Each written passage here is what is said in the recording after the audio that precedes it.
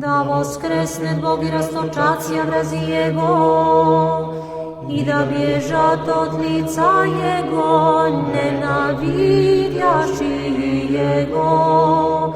Pasha svjašćenaja nam dnes pokazasja, Pasha nova svjataja, Pasha tajinstvenaja, Pasha всечесная, Pasha Hristos Izbavitelj, Pasha neporočnaja, Pasha velikaya, Pasha vjernih, Pasha dveri rajskija nam otverzajušćaja, Pasha всех освящаjušćaja vjernih. Jako iščezaje drim da iščeznu,